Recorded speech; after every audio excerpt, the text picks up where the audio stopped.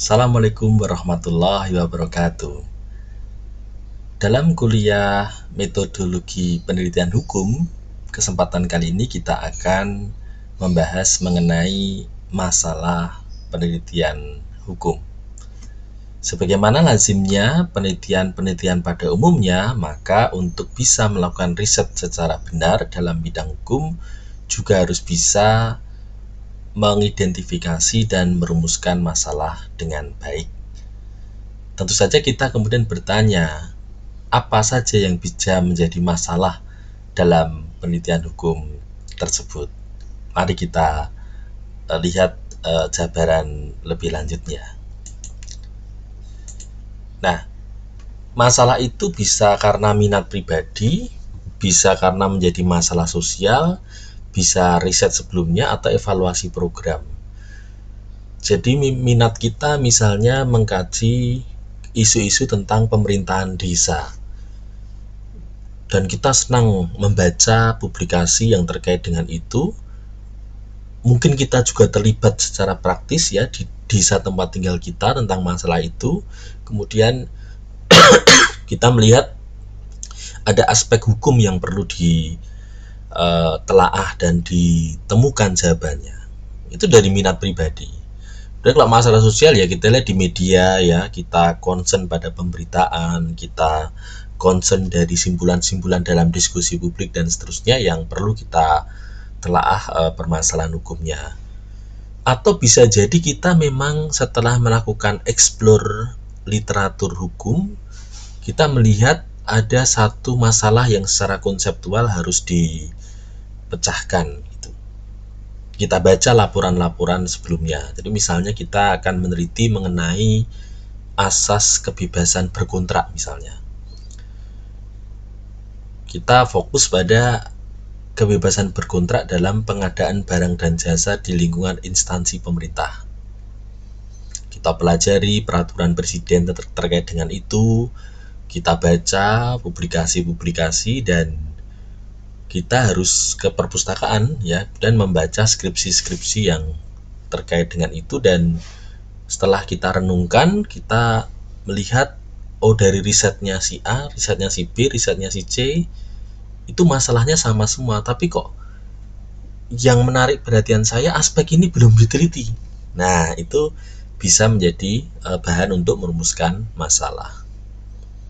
Atau evaluasi program ya. Jadi kalau kita menjadi konsultan kebijakan publik, kita akan diminta untuk melakukan evaluasi program. Tentu di sini masih menggunakan riset hukum ya. Jadi misalnya ada masalah penyebaran penyakit menular di suatu daerah begitu, dan Pemda pengen ada satu peraturan daerah mengenai hal itu. Nah, itu bisa menjadi bahan untuk melakukan penelitian.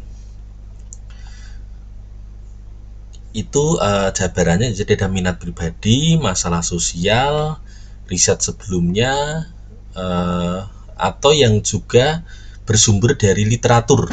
Ya, ini saya tambahkan secara khusus di sini.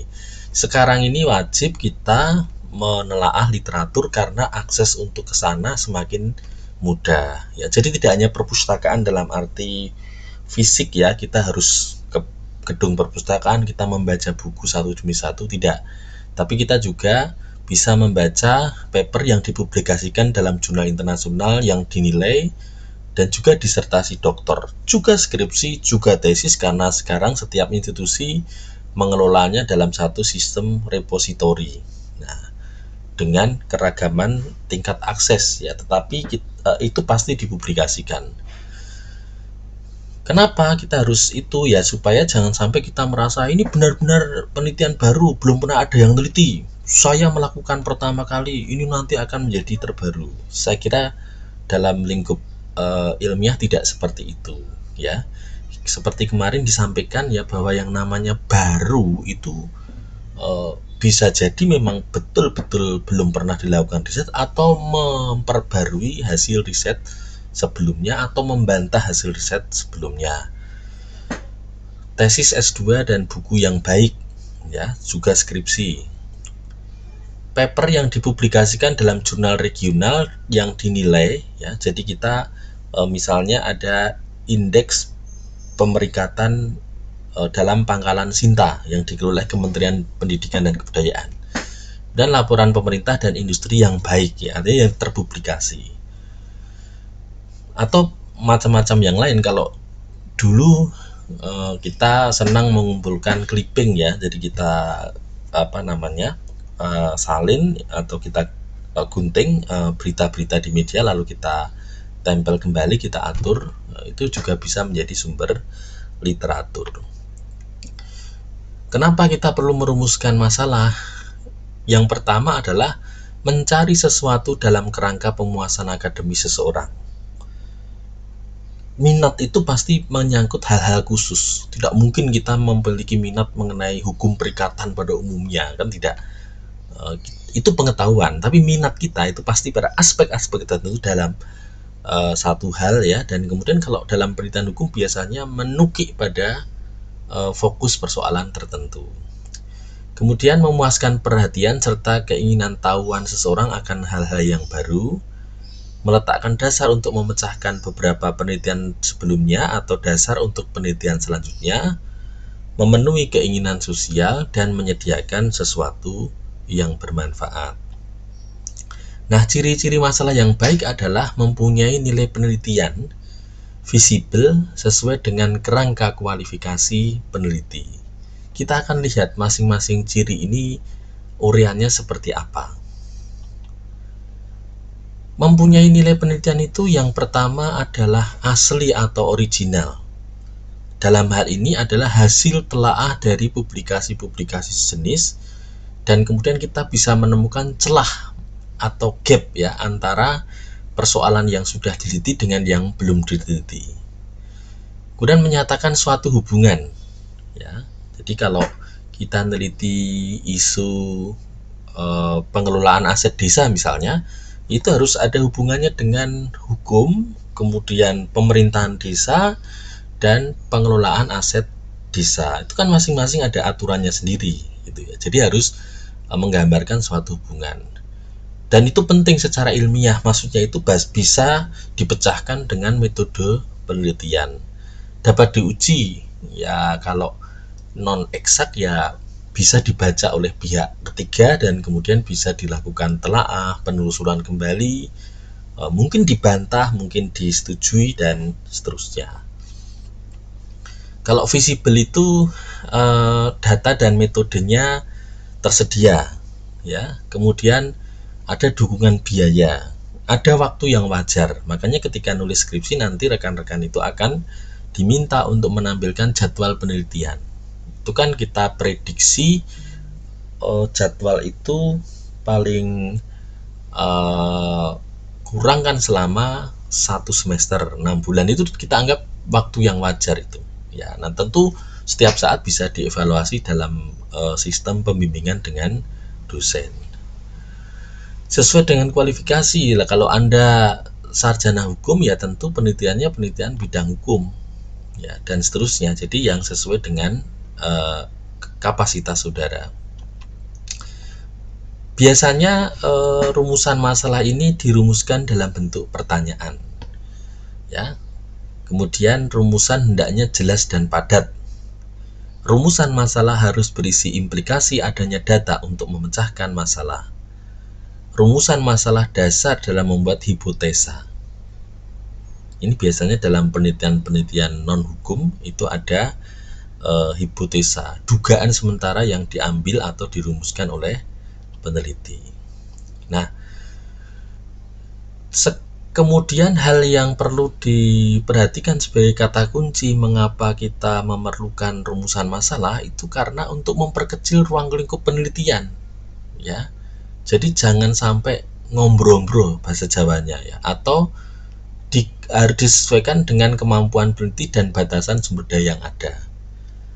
Jadi bisa saja nanti ketika rumusan masalahnya kecil, maka peneliti berikutnya bisa memperluas kembali apa yang belum diteliti itu. Nah, ini memberi sumbangsih besar bagi perkembangan ilmu pengetahuan. Nah, rumusan masalah yang dituangkan dalam bentuk pertanyaan tadi sering disebut sebagai research question, ya, yang fokusnya pada apa yang ingin diteliti. Nah, kita bisa melihat beberapa karakter dari research question itu dari redaksi yang dipilih dalam rangka penyusunan rumusan masalah. Apakah dia maksudnya untuk eksplorasi, ya, menjelajah segala hal yang bersangkut paut dengan isu tertentu, atau cukup describe, ya, menggambarkan, atau mencari faktor penentu dalam konteks syarat perlu, atau memberikan rekomendasi. Itu tercermin dari pilihan redaksi rumusan masalah.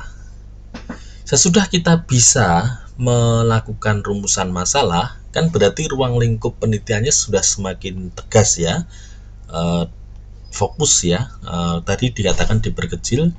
Maka kita harus menyusun latar belakang masalah, dan ini adalah poin penting di dalam penulisan usulan penelitian. Dan biasanya dalam penelitian kompetisi ini sangat menentukan. Ada banyak teknik untuk menyusun latar belakang masalah. Demikian juga apabila kita melakukan publikasi di jurnal-jurnal internasional, itu yang pertama kali dilihat oleh editor adalah latar belakang masalah, ya. Apa yang harus ditulis di dalam latar belakang itu? Nah, kita perhatikan dulu bahwa latar belakang masalah ini mengenai arti penting topik tersebut untuk diteliti, alur berpikir sehingga muncul permasalahan yang diakhiri dengan perumusan masalah. Jadi arti pentingnya kenapa diteliti, lalu apa yang mendasari penelitian itu harus dilakukan, termasuk review terhadap publikasi-publikasi sebelumnya, sampai kemudian kita bisa mengatakan berdasarkan uraian latar belakang di atas, maka penting disusun penelitian dengan judul bla bla bla bla gitu. Nah, latar belakang memang berangkat dari hal umum ke yang semakin khusus, ya. Apa masalah yang ada dari topik yang akan diteliti, kemudian permasalahan apa yang akan diselesaikan dalam penelitian ini, itu sudah harus tercermin, ya. Merumuskan dari hal umum yang khusus bukan berarti kemudian menghabiskan sekian puluh halaman, juga tidak, ya. Ada teknis menulis tersendiri soal itu yang bisa kita berikan, ya, dalam kesempatan yang lain. Kemudian cara penyelesaiannya bagaimana dan mengapa cara penyelesaian tersebut diusulkan, ya. Tadi bisa saja kita mereview dari publikasi sebelumnya. Untuk menjaga keaslian penelitian harus disampaikan cukup bukti bahwa telah melakukan kajian literatur yang cukup mengenai penelitian-penelitian yang pernah dilakukan. Ya, biasanya untuk S1 ya 10 sampai 20 judul, ya. Tentu saja tidak menghalangi untuk kita mengakses jurnal, seminar, skripsi, tapi jangan terlalu banyak buku teks. Bukan berarti kita tidak menghargai buku teks, tapi buku teks itu biasanya tidak harus dari penelitian. Tapi kalau jurnal, seminar, skripsi itu biasanya merupakan luaran penelitian. Bahan dari internet juga harus dibatasi, ya. Kalau saya menganjurkan, ya, bukan berarti tidak menghargai, tapi ini untuk keperluan validasi dan verifikasinya, ya. Jadi minimal sumber itu ada nama penulis, tahun, dan medianya, termasuk link sebagai tautan dari pengambilan sumber tersebut. Nah, ini yang bisa disampaikan sehubungan dengan perumusan masalah dan penulisan latar belakang. Jadi secara umum masalah itu bisa diperoleh karena adanya tantangan, kesangsingan atau kebingungan terhadap suatu. Sumber-sumber untuk memperoleh masalah diantaranya kita bisa mengamati kegiatan di sekeliling kita, dari bacaan, pengalaman, perluasan dari penelitian sebelumnya, analisis di bidang pengetahuan, diskusi-diskusi yang sifatnya ilmiah. Rekan-rekan sekalian, saya kira itu, ya, topik mengenai perumusan masalah penelitian. Sesudah ini kita akan berikan contoh-contoh, ya, yang secara praktis bisa membantu pemahaman kita bagaimana melakukan perumusan masalah penelitian. Sekian paparan pada kali ini dan kita ketemu pada kesempatan yang lain. Selamat pagi. Assalamualaikum warahmatullahi wabarakatuh.